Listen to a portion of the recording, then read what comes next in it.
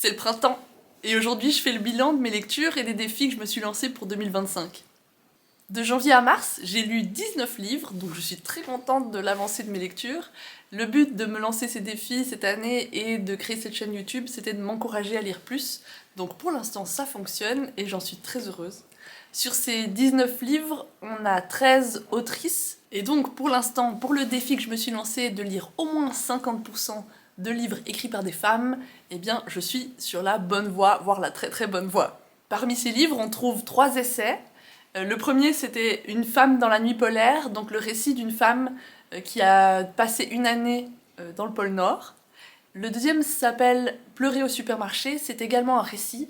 C'est le récit du point de vue d'une jeune femme qui a perdu sa mère à cause du cancer. Et cette jeune femme vit aux États-Unis, mais sa mère est coréenne.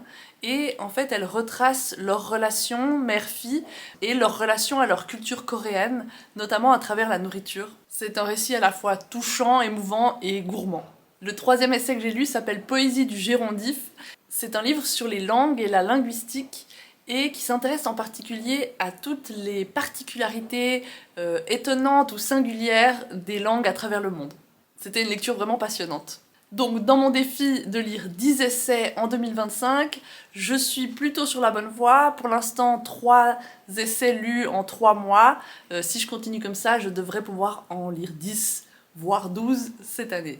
Là où j'échoue un peu pour l'instant, c'est à lire ma bibliothèque. Comme d'habitude, il y a beaucoup de livres qui m'intéressent qui ne sont pas dans ma bibliothèque, et bizarrement, je ne me retrouve pas facilement à piocher dans ma bibliothèque, alors que j'ai beaucoup de livres non lus à la maison.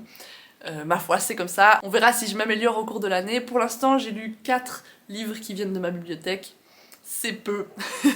Par contre, un défi pour lequel j'ai vraiment été à fond la gomme, c'est mon défi des 12 couvertures en 2025. J'avais présenté dans ma vidéo sur mes défis lecture en 2025 les 12 catégories ou les 12 mots-clés que je dois trouver pour 12 couvertures ou titres de livres. Et pour l'instant, j'ai déjà lu 10 livres qui correspondent chacun à un mot-clé pour une couverture ou pour un titre. Donc là ça va vite, il m'en reste 2 à lire pour compléter ce défi, j'espère que je vais y arriver. J'ai pas laissé les plus faciles pour la fin, et je vous montrerai le résultat avec toutes les couvertures au moment de mon bilan de fin d'année. En tout cas c'est un défi qui m'a encouragée à lire des choses différentes, et qui m'a donné un angle en fait pour choisir des textes, pour choisir des livres et des romans. Je trouve que c'est une manière intéressante d'aller chercher des livres en partant de leur couverture ou de leur titre. Ça permet de faire un tri aussi arbitraire qu'un autre, mais finalement qui m'a permis d'approcher des livres différents ou des livres auxquels j'aurais pas forcément pensé. Le plus gros défi que je me suis lancé cette année, c'est de lire un pays par livre d'Europe. Peut-être que vous vous en souvenez. Et j'ai bien avancé là aussi. J'ai lu jusqu'à maintenant 12 livres de 12 pays différents. J'espère réussir à continuer avec ce rythme et donc pouvoir lire les 50 ou 51 ouvrages que j'ai l'intention de lire pour les 50 pays, ou 51, je me rappelle plus, d'Europe. Les pays que j'ai lus pour l'instant sont la Bulgarie, l'Espagne, la France, l'Islande, l'Italie, la Lettonie, la Moldavie, le Monténégro, la Norvège, le Royaume-Uni, la Suède et la Suisse. Et actuellement, je suis en train de lire un livre portugais, et dans mon book club, on a prévu de lire Normal People de Sally Rooney, qui est irlandaise. Ah, et j'ai aussi commencé un livre danois qui me plaît beaucoup, qui est très drôle. Pour chacune de mes lectures, je donne une note sur 10. Ça me permet ensuite de revenir sur mon année et de voir quels sont les livres que j'ai préférés, si c'est toujours le cas, s'ils sont restés dans mon esprit. Et ça me permet aussi de partager les lectures que j'ai préférées, de les offrir ou d'en parler autour de moi et sur cette chaîne.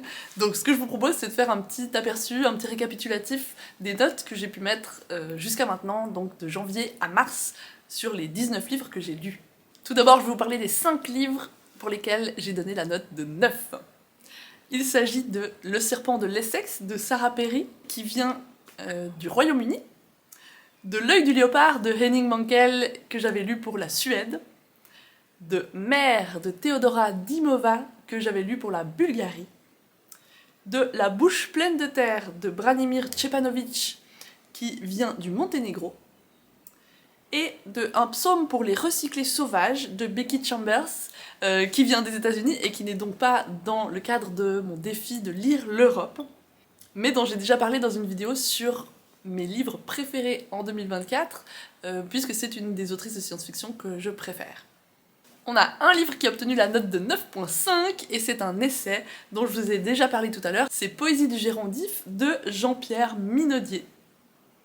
Et enfin, j'ai donné la note de 10 à 4 ouvrages entre janvier et mars 2025. Il s'agit de Apprendre si par bonheur de Becky Chambers toujours, de Héritage et milieu de Vigdis Hjorth que j'avais lu pour la Norvège, de Milchle Latte Mleko de Edwige que j'avais lu pour la Suisse, et enfin de Les Voix du Pamano de Jaume Cabré que j'ai lu pour l'Espagne. Ce que j'observe et qui me fait vraiment plaisir, c'est qu'un grand nombre de livres parmi ceux que j'ai beaucoup aimés cette année viennent de mon défi de lire un livre par pays d'Europe. Et je me réjouis de continuer ce défi et de l'étendre les prochaines années à tous les pays du monde. C'est vraiment un défi qui me permet de découvrir des lectures que je n'aurais pas forcément abordées autrement et qui me permet de découvrir aussi, ou en tout cas par aperçu, par bribes, des cultures, des pays différents. Tous les livres que j'ai mentionnés là et qui font partie de mon défi de lire l'Europe, eh bien vous pouvez trouver une vidéo détaillée qui en parle sur ma chaîne. Pour les autres livres, à savoir les livres de Becky Chambers et le livre Poésie du Gérondif, je n'ai pas fait de vidéo, mais peut-être qu'ils apparaîtront dans mes livres préférés de 2025, à voir. Poésie du Gérondif apparaîtra en tout cas dans ma vidéo bilan sur les essais que j'aurai lus en 2025. Voilà, je suis très contente de mon parcours de lecture de ce début d'année et je me réjouis que ça continue, j'espère garder l'énergie et la motivation. Si vous avez des livres à me recommander pour divers pays d'Europe ou dans d'autres contextes, n'hésitez pas. Si vous avez lu des livres que je viens d'évoquer, n'hésitez pas à partager votre avis en commentaire, ça m'intéresse vraiment. Et je vous souhaite de belles fêtes de Pâques si vous fêtez Pâques et de belles vacances si vous en avez. Dans tous les cas, un beau printemps ensoleillé.